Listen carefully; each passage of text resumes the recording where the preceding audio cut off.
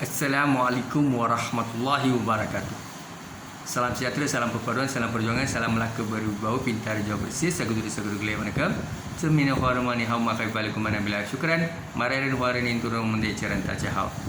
Saya Muhammad Anwar Fahmi Harides bin Abdullah, selaku Presiden Pertubuhan Masyarakat Sivil Negeri Melaka, dan saya juga penganalisis politik. Baik saudara dan saudari, hari ini saya ingin berkongsi dengan tuan-tuan dan puan berkaitan dengan setengah pihak ya, mereka memandang negatif ataupun memandang rendah kepada mungkin opinion leader, presiden NGO, penganalisis politik, sebab kalau tuan-tuan lihat, penganalisis politik adalah expert dalam bidang ya, mereka yang biasanya pakar-pakar ya, tapi dalam sistem akademik ini dia sebut mereka yang memiliki scholars, professors, think tank ya, pensyarah kanan dan pensyarah senior, walaupun dia bukan professors tetapi dia adalah pensyarah kanan, boleh juga menjadi penganalisis politik. Yang pentingnya dia ada measurement, dia ada disebutnya method ataupun dia mempunyai pengalaman luas, baik dari aspek turun padang ke lapangan ataupun melakukan sebab research ni dia ada dua, basic research, academic research, dan juga macam-macam cara ya, observation ya, pemerhatian ya, dan macam-macam kaedah digunakan ya, kualitatif, kuantitatif itu lebih kepada bentuk research tu ya, research method. Namun demikian tuan-tuan dan puan, hari ini saya ingin memberi maklumat kepada tuan-tuan dan puan, kerana ada pihak yang akan merasakan ya, sebab saya dah tengoklah dalam ada pihak-pihak tertentu ya, mereka yang memanggil beberapa individu dan mereka interview ya, pengacara itu, dan dia highlightkan isu berkaitan dengan penganalisis politik yang banyak memberi pandangan siapa mereka ini sebenarnya, kemudiannya dari segi kemampuan mereka, intellectuality, karisma, profesional atau tidak ya. Adakah pihak yang selalu memberikan pandangan yang mengatakan dia penganalisis ini benar-benar telah membuat empirical and scientific research, research yang di lapangan, mempunyai bukti dan dalil, finding yang mantap ya, realistik, konkret. Baik, bagi saya ya, yang pertama sekali saya menghormati sistem disebutnya sistem akademik, itu sistem dalam kita mencari fakta secara empirical and scientific. Tetapi macam saya sebut tadi ya, kita ada banyak kaedah dan pendekatan ya. Ada pihak dia tidak menjadi profesor pun ya, dia tidak menjadi Tan Sri, Datuk Sri ataupun disebut frontliner, tetapi berdasarkan pengalaman dia, pengalaman dia dalam politik, pengalaman dia dalam lapangan, pengalaman dia bersama community engagement, industrial engagement. So perkara itu menyebabkan dia jadi expert ya. Ada orang dapat PhD memang secara empirical and scientific, dia buat research, dia memang belajar 5 tahun, 3 tahun GOT, graduate on time dan sebagainya. Tetapi ada setengah pihak itu dia mendapat atas kepakaran dia ya. Sebab kebanyakan pemimpin-pemimpin negeri lah, kalau kita melihat mereka dapat doktor, tapi mereka pemimpin itu bukannya lanjutkan pelajaran peringkat PhD, tetapi mereka dapat doktor pengiktirafan ya, daripada industri, daripada doktor pakar dalam bidang industri, merujuk kepada kepakaran atau kepimpinan yang diberikan oleh universiti. Sebab banyak universiti dalam dan luar negara, termasuk universiti Indonesia dan sebagainya, dia pernah beri gelaran doktor ini kepada pemimpin Malaysia. Begitu jugalah kita juga memberikan gelaran-gelaran itu kepada pakar-pakar dalam Malaysia. Baik, saya sebut dah ya. Sebab itu ya, apabila saya agak pelik sedikit, tiba-tiba dalam keadaan 1-2 hari ni ada pula cerita pihak, mungkin satu rancangan, dia memanggil ya,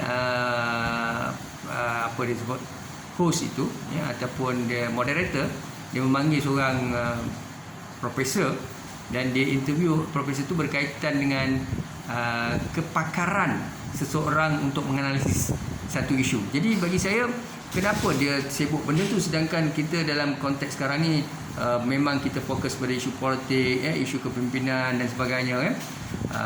Dan mengapa isu ini menjadi fokus sekarang ini bukan semua pihak buat, ya. Tapi ada satu pihak tu saya perasan dalam Facebook. So saya punya pandangan begini, ya. Pada tahun 2018 ketika Barisan Nasional menjadi kerajaan, kita tahu memang scholars, profesor, majlis profesor negara dan sebagainya, ya, mereka memberikan pandangan, termasuk profesor-profesor universiti, ya. Mereka menyatakan mereka telah melakukan empirical and scientific research dan mereka akan pastikan ataupun mereka telah menyajikan satu finding ataupun hasil dapatan yang menyatakan bahawa Barisan Nasional Datuk Seri Muhammad Najib Razak ini akan menang besar, lebih besar daripada pilihan raya yang ke-13. Yang ini diperakukan oleh ramailah profesor-profesor termasuk majlis profesor negara, ya. Dan perkara itu menyebabkan saya agak tidak dapat menerima pendekatan itu, walaupun saya tengok profesor memang profesor lah, ya, pakar-pakar akademik dan sebagainya, membuat jurnal empirical research. Majlis profesor negara itu memang majlis profesor negara, semuanya profesor dalam tu, ya. Tapi saya bukanlah profesor, doktor dan sebagainya, tetapi saya buat research yang simple lah. Research saya pun bukannya research yang macam mana profesor, doktor buat tu, ya. Okey. Tapi saya punya hasil dapatan termasuk kuantitatif, ya, interview dan kualitatif yang SPSS simple, ya. Saya dapati bahawa Barisan Nasional akan kalah. The implementation of GST will decrease BN support in election, ya.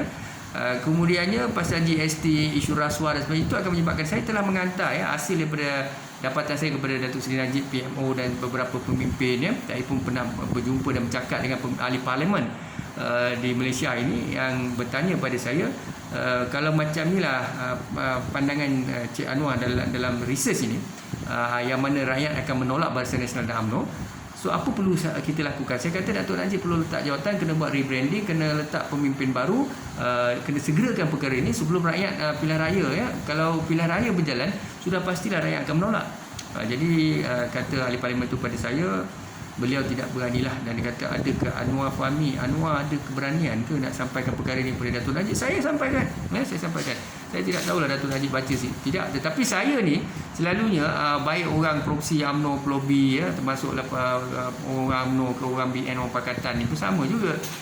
Pembangkang kajian mereka ni melihat saya ni, bila saya cakap dengan tegas dan sebagainya, saya dilihat pro kepada Datuk Seri Anwar, pro kepada pembangkang pada ketika itulah, ya. Saya begini, saya seorang yang saya tidak pro pada Perikatan Nasional, UMNO, Pakatan Harapan, bukan macam tu. Saya ni macam kita ambil Al-Quran, ya, kita ambil Al-Quran, kita pegang Al-Quran, belakang saya tu ada Quran, sepatutnya saya tunjuk. So kita ambil Al-Quran, so kita akan jadikan Al-Quran sebagai panduan, as a reference, as a Bible, ya.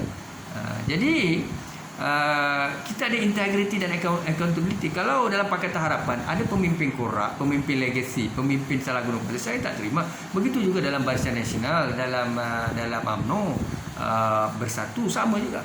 Jadi dalam stand saya sebagai penganalisis politik, bila saya menganalisis, tuan-tuan perasan ada saya akan bercakap secara disebut secara neutral dan secara saya sebut semua pemimpin, ya. Kleptokrat dalam Pakatan Harapan, dalam BN dan sebagainya. Kalau tuan-tuan perasan pun saya akan sebut, contoh di Melaka ni saya melihat kepada potensi bakal ketua-ketua menteri yang mantan-mantan ketua menteri Melaka, dan ingat analisa saya ni tidak semestinya research di lapangan, termasuklah observation, ya. Sebab kita perlu faham kaedah menganalisis ini tak semestinya buat empirical and scientific study, ya. Ya, profesor doktor dulu memang PRU ke-14 dia orang buat semua empirical scientific research, mereka yakin sungguh, ya, dalam media sampai majlis profesor menyatakan parti Cak Ayam Tun Mahathir ini takkan menang, ya. Saya confirm dan Datuk Najib akan menang besar. Tuan-tuan kalau ada video tu, saya tengok tak majlis profesor cakap. Bukan saya pandang rendah, saya bukan menghina majlis profesor atau profesor. Yang saya nak sebut macam ni sebab dah ada pihak tertentu yang dia buat, dia panggil seorang pensyarah profesor ke mana daripada satu universiti, dan dia buat satu program, dia kata penganalisis politik yang cakap macam kat Malaysia ni, ya, banyak beri pandangan itu sebenarnya pandangan empirical ke ataupun dia hanya melihat perkara itu dan bercakap bersantai dan sebagainya. Jadi beginilah tuan-tuan, ya. yang buat scientific research, empirical research, ya, yang buat research yang sangat bagus, profesor yang sangat berpengalaman, ya, dihormati pun apa yang dia cakap tu tak dapat dibuktikan. Akhirnya Barisan Nasional kalah teruk, UMNO kalah teruk. Dan ialah seperti mana Tun Mahathir sebutlah, Datuk Seri Anwar dan sebagainya. Nanti saya sebut ni kan apa disebutnya membodek, ya, kemudiannya mengampu makan dedak, itu kenyataan Tun Mahathir, ya. Kita tidak mahu begitulah. Bagi saya tidak mempertikaikan mana-mana sarjana profesor. Cuma saya nak beritahu, jangan pandang rendah kepada sesiapa. Walaupun orang tu tak ada dia sebutnya PhD, dia bukan profesor, janganlah pandang dia macam sampah, ya. Sebab profesor cakap pun BN jatuh juga, UMNO jatuh juga, dan dia orang ni yakin sungguh yang BN menang, Datuk Najib menang. Kesian, Datuk Najib dengan Barisan Nasional UMNO ni percaya sangat dengan finding-finding itu, akhirnya tak membantu pun, ya. Dan saya dengan anak muda belia dalam satu majlis apa disebut tu pembentangan profesor dan sebagainya, dia sangat yakin, dia bercakap sampaikan belia dan saya dekat situ pun kita tahulah BN akan kalah, ya. Tetapi bila profesor tu cakap BN akan menang, ya, UMNO akan menang besar, parti PH ni tak boleh perintah, tak boleh jadi kerajaan, orang takkan undi, saya senyum je, ya. Dan akhirnya memang betul PH menang. Saya, tuan-tuan, saya pergi lapangan tau. Saya tengok ceramah Datuk Seri Anwar, masa Abu Mahathir Mohamad, masa dululah, zaman PH tu. Dan saya tengok program UMNO. Saya turut, itulah saya sebut lapangan, ya. Tak semestinya you buat research je. You buat research pun kadang-kadang finding tu, ya, entah nak cakap macam mana, data yang dikutip, ya, betul tak betul kan. So bila saya turun padang, saya lihat sini, bila Anwar PH ceramah ni memang penuh orang, Melayu, India, Cina, Sabah, Sarawak, kawasan Portugis asli. Bila BN UMNO ceramah ni tak ramai, itu pun paksa pejabat awam datang dan sebagainya. So saya dah tahulah, observation dekat situ pun saya dah boleh baca dah. BN boleh tumbang ke, menang ke, macam mana. Jadi sekarang ni kes skandal rasuah salah kena sama juga ada. So dalam kes Melaka ni kita melihat keadaan UMNO ini sebenarnya genting, Barisan Nasional, sebab terpalit dengan rasuah dan salah guna kuasa. Kemudiannya Pakatan Harapan dia bersih dalam konteks Melaka ini, ya. Dia tidak ada isu rasuah salah guna kuasa. So dekat situ dia dah ada satu kelebihan. Kemudiannya pemimpin dia dalam 2 tahun tu telah membawa pembangunan negeri Melaka dan menjana pendapatan, yang tidak mampu dibuat oleh Barisan Nasional dan UMNO sebelum ini. Dan kemudiannya mantan Ketua Menteri Melaka YB Idris Harun menyokong dan mengiyakan kelebihan dan kepimpinan Pakatan Harapan. Dan dia sendiri pun, Idris Harun ni siapa? YB Datuk Seri Idris Harun ni mantan Ketua Menteri, dan Adun, mantan Adun Sungai Udang. Ini orang yang sangat ekstrim dan fanatik dengan Barisan Nasional dan UMNO. Saya tahulah, tuan-tuan, saya tahu. Beliau memang kuat sangat dengan UMNO ni, Saya pun pelik jugalah beliau boleh keluar. Sebab macam mana boleh keluar? Sebab beliau dipecat dan sebagainya. Tetapi integrity, accountability timbul sekarang tiba-tiba timbul.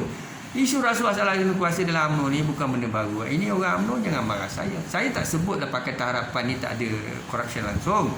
Ada, tetapi kurang, tapi berbandingkan dengan PH dengan UMNO memang teruk lah, Jadi saya ni tak berpihak tau. Saya tak suka macam nak menyanjung, nak mengangkat pemimpin rasuah. Buat apa? Bagi saya jawatan menteri pun, kalau bagi saya jawatan menteri, suruh saya bertanding pilihan raya, bagi saya satu seat pun, suruh saya sokong benda rasuah ni, saya tak akan sokong kleptokrat semua ni, Jadi kalau saya duduk dalam BN ataupun Pakatan Harapan, saya akan cakap ikut prinsipal saya, iaitu saya akan cakap mana-mana pemimpin baik dalam UMNO, PH dan mana-mana parti, kalau mereka memang terpalit dengan rasuah, terbukti, kita jangan sokong, kita jangan kekalkan. Saya bukannya sanjung presiden parti ke, saya jenis macam tu lah. Dia macam mana Khairi Jamaluddin lah, Khairi ni dia cakap dengan integriti terhadap presiden dan sebagainya, presiden tak boleh terima, akhirnya. Tapi dia survive juga. Sebab apa Khairi survive? Sebab Khairi ni dia competent, dia knowledgeable, dia intellectual. Cuba Khairi ni tak competent, bukan knowledgeable, tidak intellectual, mana mungkin dia signifikan? Dia pun tak boleh nak pergi mana, sebab dia ada kepakaran, dia ada kelebihan, dia ada pengikut, dia ada pengundi, dia ada peminat. Itu sebabnya Khairi ni dia antara menteri yang trending dan menteri yang berkualiti, dunia pun iktiraf dia. Jadi bagi saya, kalau Khairi satu hari nak jadi Perdana Menteri Malaysia, kalau itu takdirnya, tak ada masalah, ya. Sebab memang dia bagus, ya. Cuma dia pun ada masalah integriti dululah, bukan tak ada. Adalah sikit-sikit ada, ya. Tetapi dia lebih baik daripada pemimpin-pemimpin kleptokrat salah guna kuasa. Baik. Sebab itulah bagi saya kita perlu faham. Jangan macam saya, bila saya duduk dengan Profesor Dr. Tan Sri, Datuk dan sebagainya, confirm lah level saya tu, saya bukan profesor, saya bukan Tan Sri, saya bukan Datuk, tapi saya duduk satu forum dengan mereka.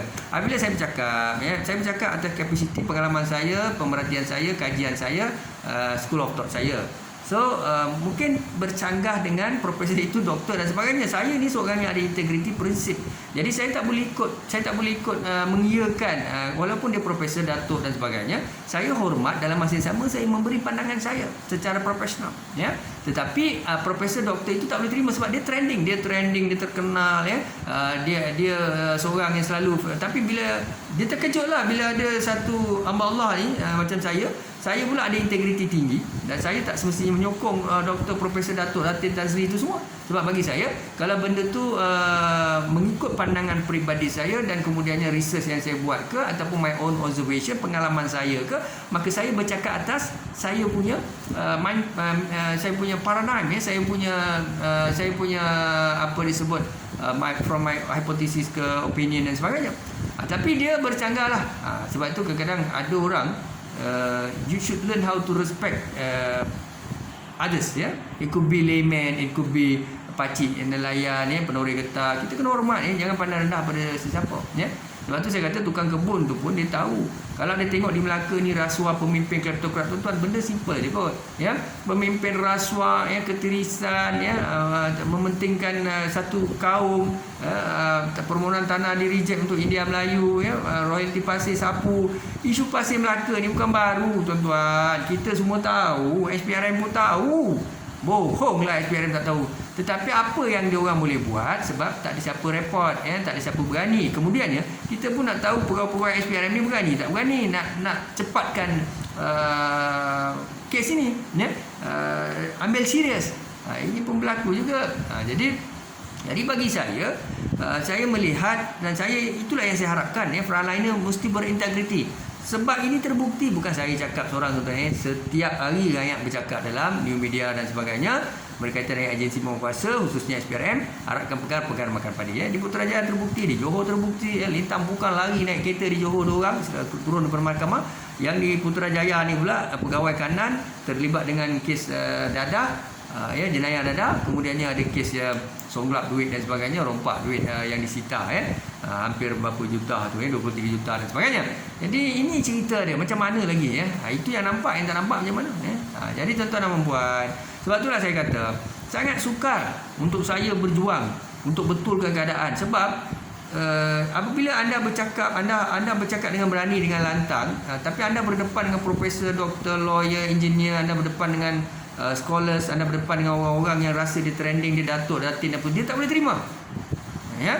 Kemudiannya tangan-tangan gaib lah, ya, tangan-tangan gaib, ya, dia gunakan cara halus, cara kasar, ya, cara ni. Tapi saya pujilah beberapa orang ketua-ketua jabatan ni, pusat tanggungjawab, profesor, scholars yang sangat bagus. Dia tidak sombong. Saya kenal juga datuk, profesor yang berbual dan communicate dengan saya.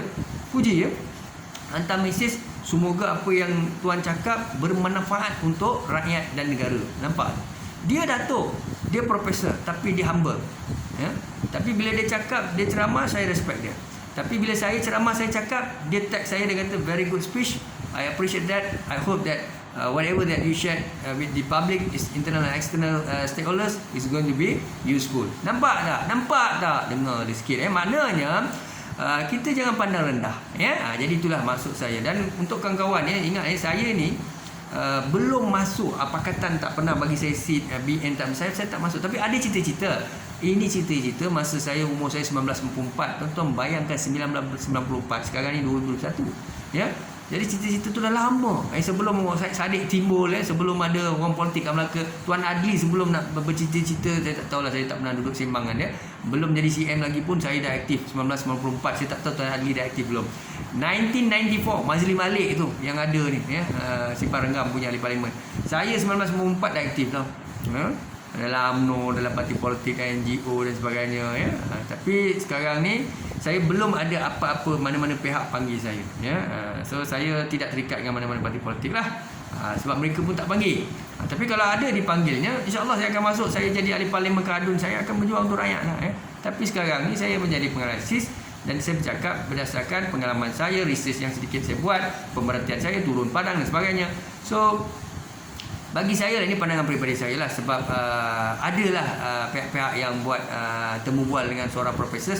Dia tanya banyak yang declare dia penganalisis politik ni betul ke? Sebab apa? Kenapa dia tiba-tiba buat macam tu? Sebab bagi saya ialah sebab apabila orang ni trending, orang ni famous, ataupun orang ni bercanggah dengan profesor, doktor, dengan think tank, dengan datuk, datin, so dia rasa tercapai, ya. Apa pun bagi saya tuan-tuan, ya, bukti sudah cukup, ya. Bila Barisan Nasional UMNO tumbang dengan tragis, yang cakap ni semua senior professor, scholars, ya. Bukan saya menidakkan, tapi itulah realitinya, ya.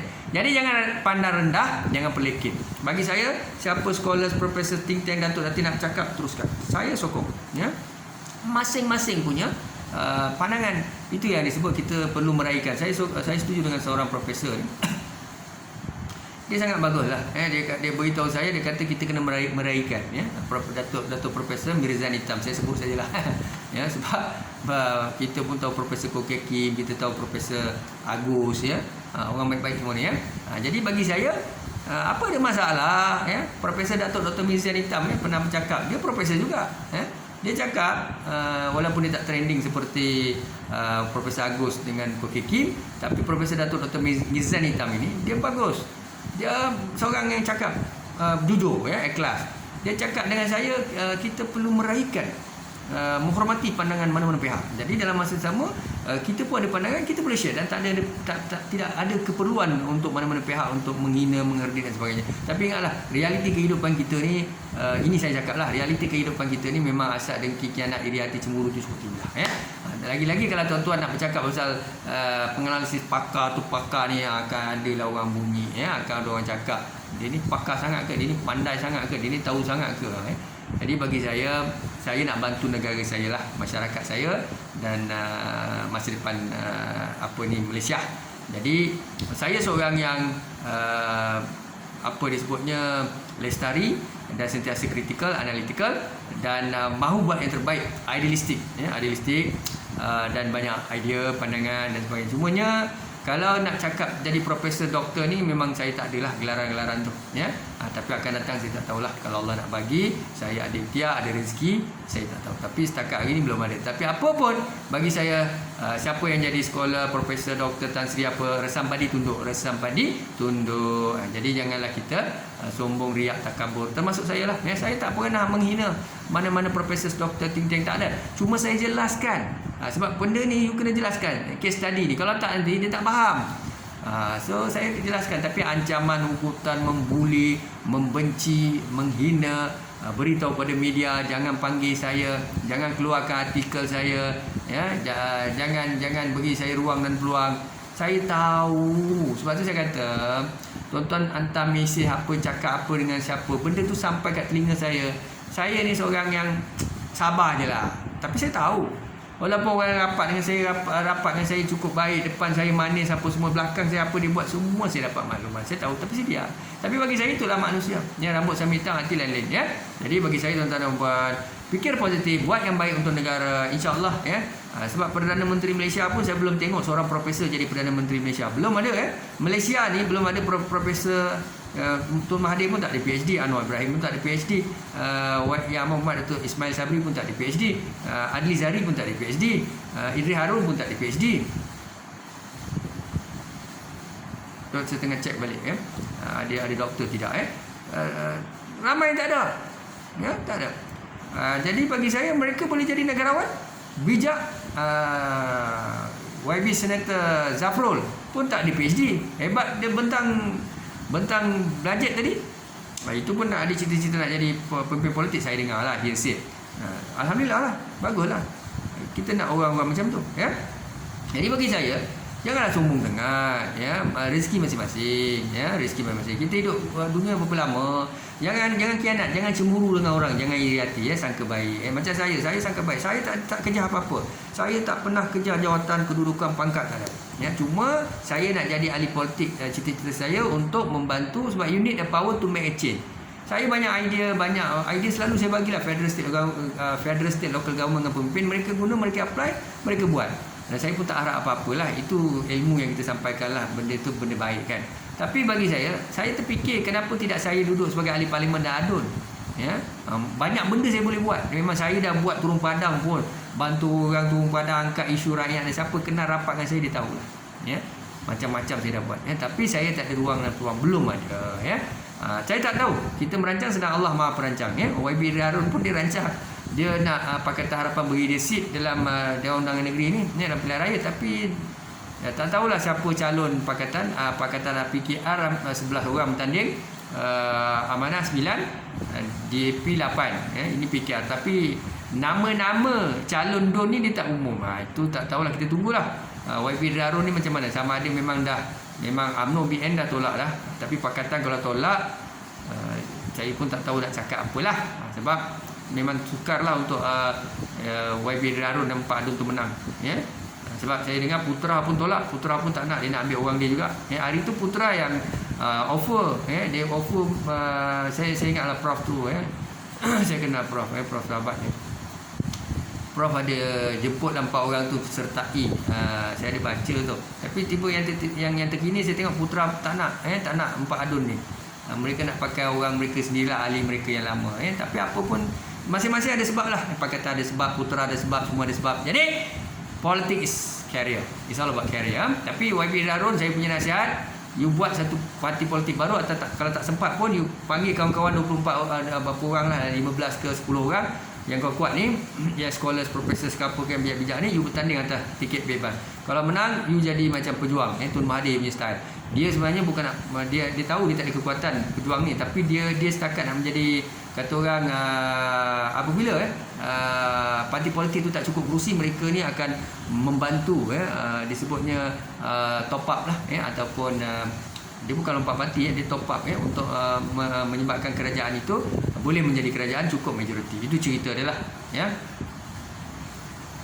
Baik, itu saja pandangan saya, pandangan peribadi saya, jangan salah faham, ya. Sentiasa positif. Saya ni bila cakap, saya tak ada simpan dalam hati ke fikir, tak ada.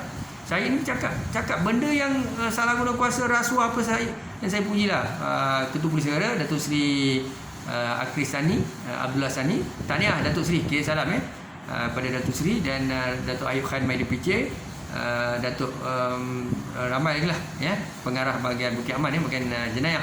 Saya pun lupa nama, Datuk Jalil ke apa, saya lupa, minta maaf Datuk, ramai pemimpin Malaysia ni pun saya ucap terima kasih juga, sebab mereka ni tidaklah menggunakan dasar militeri, dasar kuku besi, dasar komunis. Malaysia bagus, kita tak sampai peringkat tu lah, peringkat demokrasi kita okey lagi lah, kita freedom, orang nak beri pandangan, beri idea, tegur pemimpin, okey, Datuk Seri Ismail Sabri ni bagus, tak ada masalah. Ketua Polis Negara pun bagus, tidaklah macam dulu-dulu. Dulu memang susahlah dulu, cakap sikit tak boleh, beri pandangan tak boleh. Tapi sekarang mereka matang. Ini demokrasi media baru, hak orang dalam Federal Constitution Article 1 to 90, freedom of speech, attending rally, choose your school of thought, voice out. Tahniah, puji, saya puji.